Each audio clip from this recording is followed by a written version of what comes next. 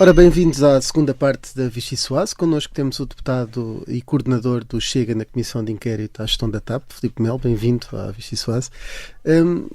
Começando precisamente por essa parte da TAP, questionou na quarta-feira Alexandra Reis sobre um motorista que a CEO da TAP tentou afastar e, a certa altura, pergunta-lhe se esse motorista era familiar do presidente de um dos sindicatos da TAP. De que sindicato é que estava a falar? Boa tarde, Rui, boa tarde a todos em estúdio, obrigado pelo convite. Ora bem, eu não posso adiantar hoje por uma questão de respeito pelo dirigente sindical, porque ainda vai ser ouvido na Comissão. Aliás, todos os sindicatos ligados à TAP vão ser ouvidos, e por uma questão de respeito para com a pessoa, antes de o inquirir na Comissão, preferia não dizer aqui o nome, mas no dia vocês saberão. Eu poderia apostar que é Tiago Faria Lopes do SPAC. Não confirmo nem desminto. Se calhar vai falar com ele antes da audição, não? Não. Ok. Porque já que estamos a falar da TAP, só há 3 partidos contra a privatização, assim de repente, os que têm assento parlamentar. O Bloco de Esquerda, o PCP e o Chega, pelo menos dos grupos parlamentares, não, excluindo aqui os deputados únicos.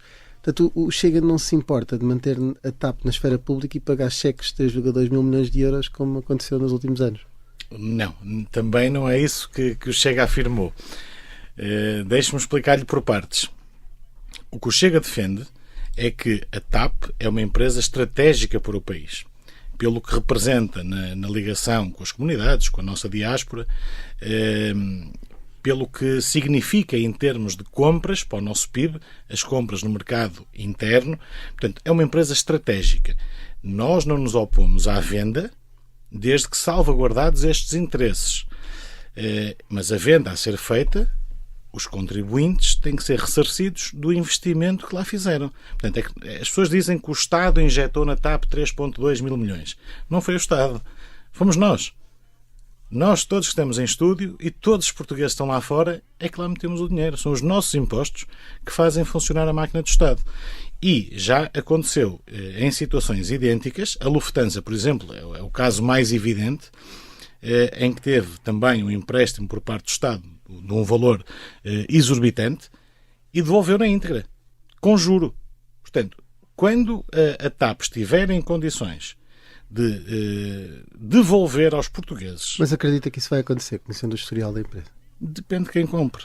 Repara, e se continuar a acumular prejuízos são sempre contra a venda se não se conseguir ressarcir a totalidade. Vamos lá ver uma coisa. A TAP SA, e convém nós dividirmos TAP SA de TAP SGPS, a TAP SA não dá prejuízo. Pelo contrário, dá lucro. É o negócio puro e duro da aviação. A TAP só começou a dar prejuízo quando houve a tal TAP SGPS, que dentro daquele grupo meteu todos onde a TAP SA estava lá também. A operação VM Brasil, que nos custou 1.000 milhões de euros, foi um desastre. Portanto, e a partir daí isto foi sucedendo uma bola de neve. Se nós olharmos para a TAP apenas como ativo na área da aviação, dá lucro. E dá muito lucro. Portanto, que a TAP a dar lucro não há problema de ficar uma empresa pública. Repare, pública ou privada? Vamos lá ver. Nós não somos a favor de empresas públicas. O Estado não serve para gerir empresas. Quem gera empresas são os privados, são as pessoas. Simplesmente o que nós defendemos é que, para a TAP ser vendida, no acordo de venda, tem que ser salvaguardados alguns interesses estratégicos nacionais e ser devolvido o investimento que lá foi feito. Aí não temos nada a opor. Deixe-me ir buscar aqui uma citação. Propomos, entre outras medidas, à linha G, todas as empresas de transporte sob tutela da Administração Central e Local serão privatizadas. Sabe de que programa político é que estamos a falar? Esta frase faz parte de um programa político. É de que partido? Vamos lá ver. Essa afirmação é válida. E nós temos dito isto. A CP, a Carris, a Transtejo, a Soflusa, essas empresas não têm sentido nenhum estarem no Estado. Não tem sentido. Mas o Chega tem defendido que a privatização da TAP que é contra a reprivatização da TAP. Isto é o que tem acontecido nos últimos tempos. Até houve algumas frases utilizadas por André Ventura, que dizia que não devia haver uma privatização selvagem, salvo erro. Sim, e estou perfeitamente de acordo com o que ele disse. E volto a dizer, o ponto que a Inês tocou é um ponto crucial, que nos parece crucial neste debate. Todas as empresas de transporte e não só, falando de transporte, eu respondo só transporte, não devem estar na esfera pública. A começar pela degradação dos transportes. Repare, Transtejo Sofelusa, compra-se barcos sem bateria e vai-se pagar as baterias muito mais caras à parte. O que se passa nos comboios? As pessoas a terem que sair do comboio com o mesmo em andamento. Comboios lotados, metros lotados. Isto é a gestão do Estado em matéria de transporte. Portanto, com os privados, uma gestão privada, com investimento privado e com o know-how que têm os privados nestas áreas, certamente nós ficaríamos muito mais bem servidos. E na TAP não? A TAP é diferente, vamos lá ver. Eu não fujo à questão. A TAP é diferente por uma questão estratégica nacional. Qual seria a companhia, KPLM, Air France ou Lufthansa, seja quem for, ou a Ibéria, como recentemente se falou, se comprar a TAP, os nossos imigrantes que estão no Luxemburgo, em Cabo Verde, em São Tomé, na Suíça, nos vários cantos do mundo, como é que eles conseguiam vir a Portugal? Não são rotas estratégicas. Nós temos de ter esse cuidado. A nossa imigração é um tema central. Nós preocupamos-nos muito, e está no nosso programa também, com os nossos emigrantes. O retorno deles, o regresso deles, eles terem que vir ver as famílias, essas ligações não serão asseguradas porque não serão rotas prioritárias para quem compra. Deixe-me então só regressar aqui a uma coisa que lhe fizemos, uma pergunta que lhe fizemos há uns minutos. Neste momento, por aquilo que nós sabemos, por aquilo que se fala, no nosso contexto político, só há 3 partidos que são contra a privatização da TAP. O Bloco de Esquerda, o PCP e o Chega. Está-nos a querer dizer que é contra a privatização da TAP e que mantém esta ideia, ou afinal não é contra a privatização da TAP? Eu volto a dizer o que disse. Nós não nos opomos à privatização da TAP, desde que salvaguardada. Com uma concessão de serviço público que mantenha rotas para os países rotas, e que devolva o dinheiro. Estou a tentar perceber. Naturalmente, que devolva o dinheiro. Isso é ponto assente. E o dinheiro é esses 3,2 mil milhões? 3,2 mil milhões. Eu tenho dito várias vezes nos debates com o Governo, ou mesmo em comissões, que isto não é, ou não pode ser, o sacrifício dos portugueses para salvar uma empresa e depois entregarmos ou vendermos a uma empresa estrangeira, ou uma grande empresa de aviação estrangeira, e ficarmos nós com prejuízo e eles comprarem uma empresa financeiramente estável, equilibrada, com o esforço dos portugueses. Isso é que eu não concordo. A partir do momento que o Estado, neste caso, os contribuintes, sejam reembolsados do investimento que lá fizeram... Então, e acha que alguém está disponível para aceitar as condições que, neste caso, o Chega coloca em cima da mesa? A longo prazo, acredito que sim, porque isto é a longo um prazo, negócio... mas quanto tempo é que este negócio vai demorar? Repare, isso tínhamos que fazer... Quantas injeções é que serão mais precisas até isso estar concluído? Injeção, eu penso que mais nenhuma. Aliás, os lucros que supostamente a empresa teria de dar em 2025 foram antecipados e a empresa já começou a apresentar resultado positivo em final de 2022. Portanto, se com um plano de reestruturação pesado, se com algumas limitações pesadas que nós tínhamos em termos económicos e financeiros dentro da empresa, se já se reverteram e se já temos resultados positivos, eu acho que nós podemos esperar que a empresa continue a melhorar. Não é? O turismo em Portugal é uma arma fortíssima para quem comprar a TAP. Temos é que saber potenciar essas rotas. Queria aqui mudar de assunto, perguntar sobre a questão do ataque ao Centésimo Elida de Lisboa. As autoridades acreditam que foi um ato isolado. Usar esses mortos como um cavalo de batalha político, como o Chega acabou por fazer, não é uma questão de populismo ou de oportunismo? Respondendo-lhe muito sinceramente, não houve oportunismo, não houve nem tão pouco, mais ou menos, qualquer forma de tentar capitalizar a desgraça alheia em termos políticos. Eu acho que isso é do mais baixo que nós podemos assistir em política, honestamente. E o Chega não o fez, isso posso-lhe garantir. O que o Chega manifestou foi uma preocupação grande muito grande, que isto fosse o início de algo que pode vir a ser. Mas o que é que, se é um ato isolado, o que é que indicava? Aliás, André Ventura, no Parlamento, chegou a dizer, por exemplo, que a teoria que foi avançada pelas autoridades de que pode ter-se tratado de um surto psicótico era uma fantasia. O que é que leva o Chega a tirar essas conclusões que as autoridades não retiraram?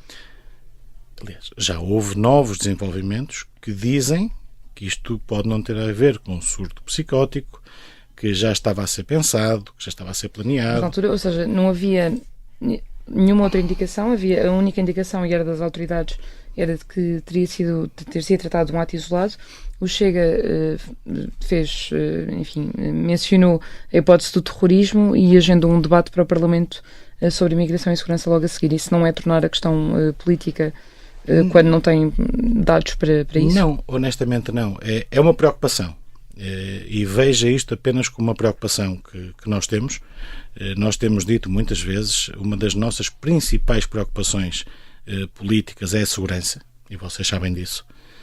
E preocupa-nos muito, muito que isto não seja um ato isolado e que isto possa ser o início de algo mais no nosso país. Isso é que nos assusta. Mas o início de quê, tendo em conta que, ou seja, queria perguntar o início de quê, tendo em conta que, enfim, há crimes em Portugal todos os dias, não é? Também cometidos por portugueses, infelizmente com outras motivações. Infelizmente há. O que é que indica que isto seja o início de outra coisa? Repare, nós vimos muito drama à volta do que nós dissemos. Agora, deixe-me fazer a pergunta ao contrário. Se fosse um português que, num surto psicótico, chamemos-lhe assim, que matasse 2 afegãos, tínhamos certamente aqui a imprensa a dizer que coitados dos refugiados afegãos que vêm para cá e são mortos. Mas ninguém colocou em causa que as vítimas são vítimas. Não é isso que está em causa. O que está em causa é quem cometeu o crime. E foi isso que o Chega cavalgou em termos políticos. Eu recordo-me aqui uma das citações utilizada por André Ventura: o sangue destas vítimas é responsabilidade do criminoso afegão, mas está nas mãos do governo de António Costa. Isto não é capitalizar politicamente um crime? Não. Isso é responsabilizar o governo pela falta de segurança que o país atravessa. Vamos lá ver, o que aconteceu ontem... Acha mesmo que a culpa é de António Costa, do que se passou ali? A culpa é do governo. Se não fosse António Costa, se estivesse lá outro governante, fosse ele qual fosse, nós íamos dizer exatamente o mesmo. Mas acha que Portugal não é um país seguro? Está a ficar cada vez menos seguro, infelizmente. Repara, o que aconteceu ontem em Carcavelos. Vamos admitir o seguinte: se eu estivesse naquele momento com a minha mulher e com os meus filhos menores na praia de Carcavelos, como é que eles iam ficar? Se eles eram apanhados no meio daquela cena de pancadaria imensa. Eu posso me sentir seguro durante o dia, numa praia em Portugal, com a minha mulher e com os meus filhos? Mas isso não é agarrar-se... Já não posso. Bom, pancadaria até às vezes dentro do Parlamento, até entre pessoas do Chega. Olha, desconheço. Honestamente desconheço. Já aconteceu. Desconheço.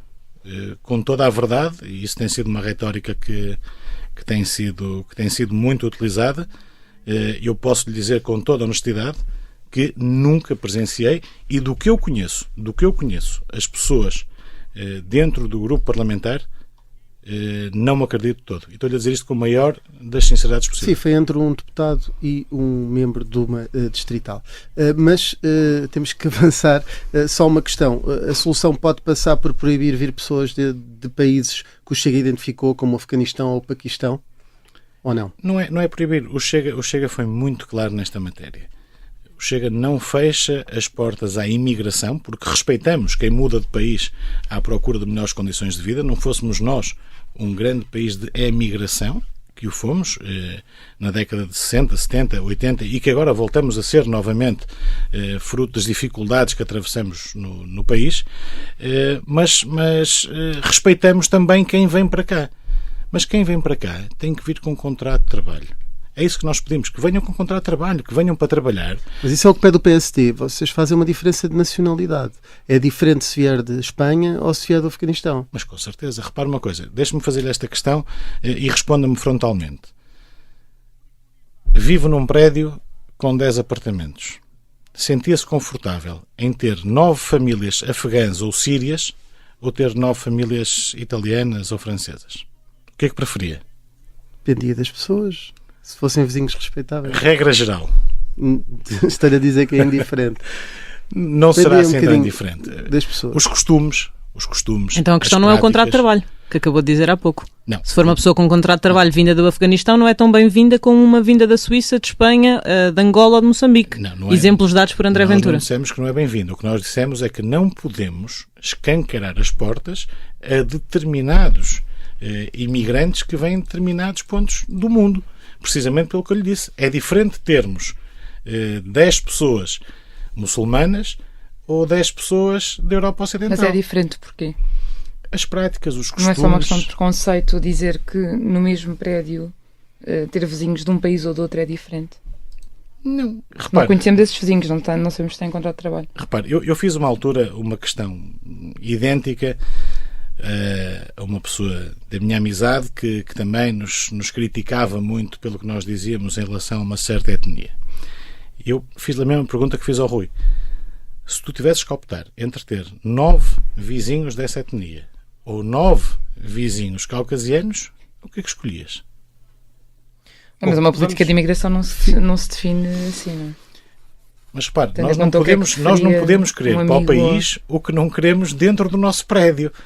Percebe? E aqui não é ser seletivo. Mas o que o senhor deputado está a dizer que não quer dentro do seu prédio não é igual ao que todas as pessoas que aqui estão ou todas as pessoas do país pensam para aquilo que querem no seu prédio. Há uma coisa é uma discussão que não valerá a pena... Há uma coisa neste, desculpa, há uma coisa que eu tenho a certeza. O que eu quero para o meu país é o que eu quero para o meu prédio. É paz, é tranquilidade, é harmonia, é igualdade de oportunidades para todos. Certamente o que a Inês quer para o país é o mesmo que eu quero. Vamos saber agora o que é que o Filipe Melo quer para o governo do seu país. Num cenário como o da última sondagem, em que o PSD pode vencer as eleições sem maioria absoluta, se o PSD não quiser fazer uma aliança com o Chega, ainda não se sabe se quer ou não quer, o Chega não está condenado a ter que viabilizar um governo no Parlamento? Não, o Chega não está condenado a nada. O Chega, por direito... Preferirá manter o PS no governo nessa circunstância? Não, o Chega não prefere jamais a esquerda a qualquer tipo de solução. Agora, o Chega, por direito próprio... Levantam-se e saem, não tomam nem uma decisão nem outra? Não levantamos e saímos. Sentamos à mesa e mostramos que o Chega não é uma alternativa, o Chega é a solução. É que não há outra solução. Repare, Luís Montenegro pode dizer o que quiser dizer, pode haver o outro partido também que se diz de direita, mas que eles próprios já disseram que não são esquerda nem direita, querendo fazer parte do governo, mas o governo sem Chega. Isso não existe. Isso não existe. Neste momento, e ao dia que estamos a falar hoje, não há governo sem o Chega. Daqui por um ano, ou se este governo chegar até 2026, que eu duvido, podemos estar a falar noutra condicionante. Isto é possível, o que eu estou a dizer hoje. É quem é que vai fazer parte de uma solução governativa com o Chega. Eu digo disto muito convicto a dizer. Mas o Chega ganha as eleições nesse cenário ou será uma espécie de partido de charneira? Não, é possível. É possível. Repare, quem é que diria que o Chega no espaço de um ano dobrava a intenção de votos? É que dobremos. Neste momento estamos nos 15%. Porque é que o Chega não há de conseguir, com o trabalho que está a fazer e com a confiança que está a ganhar dos portugueses, daqui por um ano, estar nos 20%? E se este governo chegar a 26%? Porquê é que não podemos chegar aos 30%? Muito bem. Tem então só na cabeça a possibilidade de ganhar e portanto, não faz essas contas. Eu propunha que avançássemos para o pacote de habitação do Governo, o pacote mais habitação, que tem sido muito, muito discutido. O Chega é crítico, muito crítico deste programa do Governo. Isso quer dizer o quê? Que está tudo bem no setor da habitação? Não, se somos críticos é porque está tudo mal. Se tivesse tudo bem, não criticávamos. Este programa propõe-se resolver os problemas que existem no setor da habitação? Desde 2015 que os sucessivos programas do Governo Socialista em matéria de habitação se propõem a resolver. E o que é certo é que desde 2015 que não se resolve, só se piora a situação. Isso é um dado adquirido. E ainda ontem, ontem sim, quarta-feira, eu tive a oportunidade de confrontar a Ministra da Habitação na Comissão de Economia, com o aumento exponencial do custo das rendas em Portugal. Estamos a falar numa brutalidade. E percebeu esse problema quando? Quando? Todos os dias. Porquê é que não está no programa de governo do Chega? No programa eleitoral do Chega? Repare, o programa eleitoral do Chega, e vocês fazem o vosso trabalho, que eu compreendo, mas que tendem a apontar lacunas no programa eleitoral, é um convite que eu vos faço. Vejam o programa eleitoral do partido que está no governo e apontem as falhas. São muito mais que as nossas. Agora, fazemos isso quando temos essas oportunidades de entrevistar pessoas relacionadas com esse partido. Agora estamos aqui consigo. Sim. E de facto o Chega tem 2 ou 3 referências muito vagas relacionadas com a habitação que não concretizam nenhuma ideia. Diogo, repare, o nosso programa tem mais de um ano. As eleições foram em janeiro de 22. Portanto, o programa terá sido concebido em dezembro de 21. Estamos a falar quase um ano e meio depois. O flagelo da habitação, na altura, não está nos parâmetros, está agora. Nós agora atravessamos uma crise gravíssima. Na altura havia esse problema e daí essas menções que falou, que são 3, se não me falha a memória, que estão no nosso programa. Agora, eu acho que mais importante que o programa, e para vocês... Estamos mesmo com pouco tempo aí de só dizer isto, perguntar isto muito rapidamente sobre este assunto, se conseguir, que é o que é que o Chega propõe e diga-me sucintamente, só para avançarmos para outro tema, porque estamos com pouco tempo. Em matéria de habitação? Sim. Olha, a começar pela fiscalidade. Eu acho que o que o Governo fez em matéria de fiscalidade não resolve o problema. E qualquer reforma na habitação tem que começar por aí. Depois a questão... Mas que é baixar o IMI? A questão não é só o IMI. É dar vantagens por via do IRS. O Governo mexeu, é verdade que mexeu, e reconhecemos isso, mas não mexeu o suficiente longe disso. A questão do PRR está muito mal aproveitada. Nós temos 2,7 mil milhões de dotação orçamental de PRR. Não está a ser utilizado, porque há um preconceito ideológico muito grande em entregar a construção aos privados. O Governo não quer fazer. Portanto, envolver mais os privados e mexer na fiscalidade. Vamos avançar, não só, Filipe Melo. Olha, o regresso do crédito bonificado. Uhum. Por que não? Estimula todos os setores da economia, é transversal. O PSD acabou com ele e o PS não quis voltar a pegar e nós temos falado nisto de há um ano esta parte. Já no orçamento que debatemos em maio do ano passado, nós voltamos a falar nisto. Filipe Melo, temos tempo, podemos ir daqui a outros temas. Em breve o Presidente do Brasil virá à Assembleia da República, Lula da Silva, para uma sessão de boas-vindas. Que tipo de protesto é que vão fazer? Já nos pode dizer ou não? Ainda não decidiram? O protesto que nós vamos fazer e que muitos portugueses... Vão-se levantar e vão-se embora? Está a dizer dentro da Assembleia? Durante a sessão. Ora bem, eu quero acreditar que não vamos fazer protesto nenhum, porque eu quero acreditar também que Lula da Silva não vai discursar na Casa da Democracia Portuguesa. Acha que isso ainda é possível travar isso? É? Eu espero que sim. A bem do país, espero que sim. Jair Bolsonaro virá eventualmente ao evento do Chega. A 29 de outubro, perante uma pergunta de um jornalista da RTP, Jair Bolsonaro disse: não falo espanhol nem portunhol. Estavam a falar como nós estamos a falar aqui, a pergunta do jornalista. O Chega revê-se nesta abordagem? Quando vier cá, vai falar com sotaque brasileiro com Jair Bolsonaro? No Brasil fala-se a língua portuguesa. Eu respeito muito a nossa língua. Fala-se português no Brasil, não se fala brasileiro no Brasil, nem brasileiro em Portugal. Fala-se português em Portugal e português no Brasil. É a nossa língua e temos... Não vai adocicar o sotaque quando vier cá Jair Bolsonaro, já percebemos. Com certeza que não. Estamos mesmo quase a terminar. Disse à Visão há um ano que tinha dívidas de 120 mil euros em resolução. Acho que merece esta oportunidade de se defender agora que passou um ano. Já pagou tudo o que devia? Já na altura estava a ser resolvido. Isto está tudo ultrapassado. Já ultrapassou tudo. Para terminar mesmo, foi acusado do crime de desobediência simples naquele jantar de Braga durante a campanha Covid. Se for condenado neste processo, abandona o cargo de deputado? Com certeza que não. Repare, isso é um não assunto. Isso é um não assunto. Na minha opinião, e é a minha opinião pessoal, não vincula o partido, eu acho que isto, mais do que o que se está a querer passar, é uma perseguição política o que estão a fazer. é querer levar a julgamento quando não tem qualquer tipo de matéria para condenação.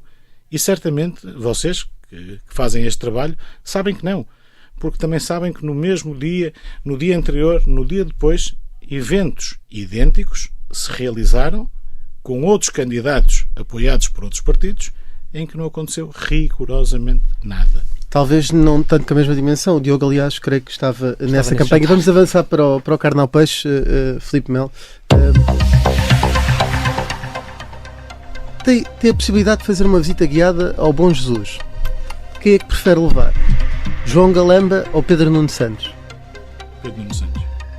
Num cenário em que o Chega não tem candidato nas próximas eleições presidenciais, em quem é que preferia votar? Paulo Portas ou Luís Marques Mendes? Paulo Portas. Se tivesse um lugar vago num jantar comício do Chega, não em tempos de Covid, e só pudesse convidar uma pessoa, preferia Mariana Mortágua ou Inês Sousa Real?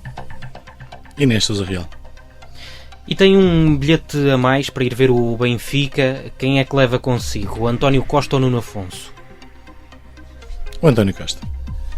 Chegamos então aqui ao fim do Carne ao Peixe. Desde já, parabéns por ter respondido a todas as questões. Há pessoas que vêm aqui e gostam de ficar com fome, ainda bem que escolheu tudo.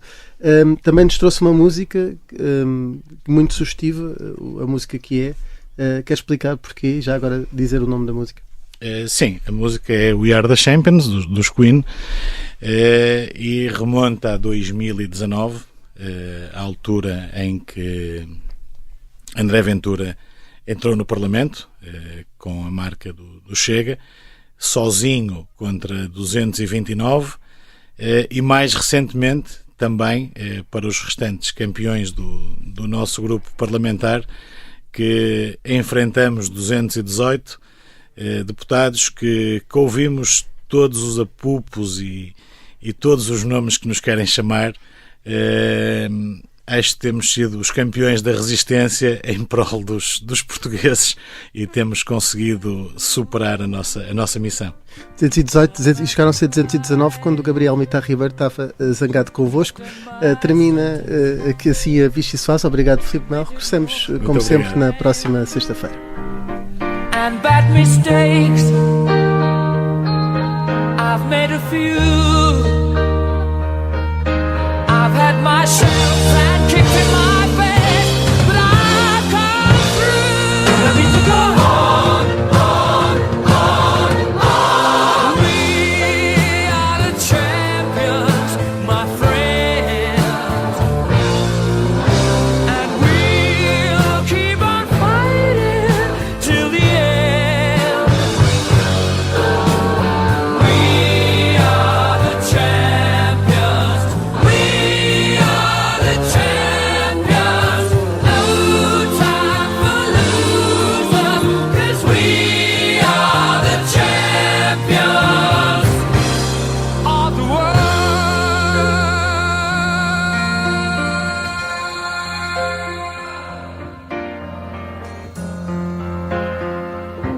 I've taken my bows and my curtain calls. You brought me fame and fortune and everything that goes with it. I thank you all, but it's been no bed of roses.